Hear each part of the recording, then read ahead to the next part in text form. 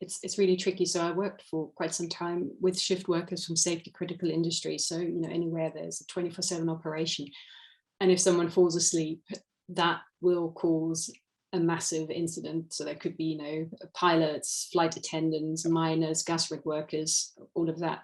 And they work all kinds of shift patterns. And in particular, I would say aviation is even, they're not necessarily worse, but there's even less regularity, because for most shift workers, they know I'm working X many days night shift, and then day shift, or whichever rotation.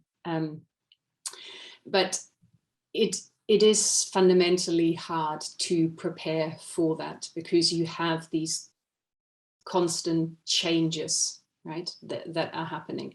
And our biology is set up in the way that we are awake when there's light, and we're asleep when it's dark.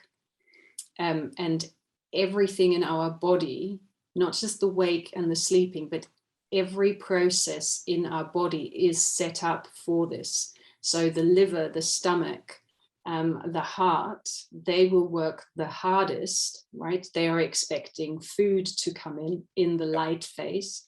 And then when it goes dark, they expect no more food to be coming. So hormones don't need to be released. Enzymes don't need to be at the ready, because there shouldn't be any food to digest.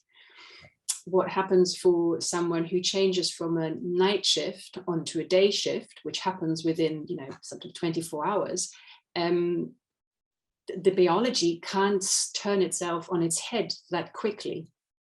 And so what then happens, while we can choose when to eat and when not to eat, that's under our control.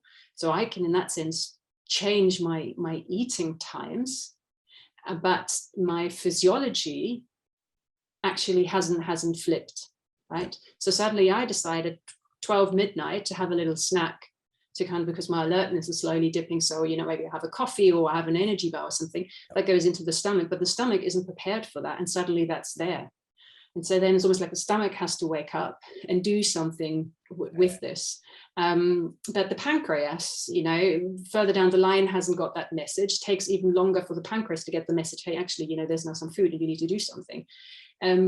So what that leads to basically is an inner disruption of the different processes, of the different tissues and organs within our body.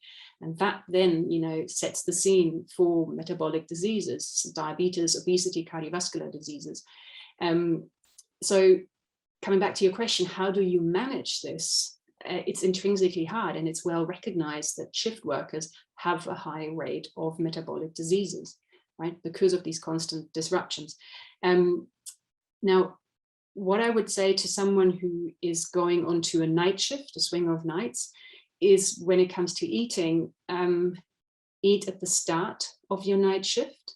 So that could be, early evening, late afternoon, depending when it is. That is your main meal. And then throughout your shift, if at all, have healthy light snacks. If you want to consume caffeine, do so maybe in the first part of your night shift, but then cut that caffeine out. Sure, stay hydrated. And then when you get home, it's probably better to have a light breakfast. And it's really interesting. Some shift workers, I remember saying, I come home and I go to bed straight away. If I don't do that, I won't fall asleep. Others have said, oh, I stay awake a little bit, and then I go and find it easier to fall asleep. Again, there's no one size fits all strategy, but what all are typically saying is it's hard to sleep during the day, even if you have blackout blinds, even if you have earplugs in, because there is just the natural disruption. There's only so much you can control. I remember on one mine site that I was at, there were so many people who complained about their neighbors lowering their lawn. And I thought, wow, that grass needs to be super short now, because I've heard the story so many times, but that's completely out of their control, right? That's just environmental factors, all sort of, and then you have that inbuilt rhythm of being awake when there is light, and sleep when it's dark.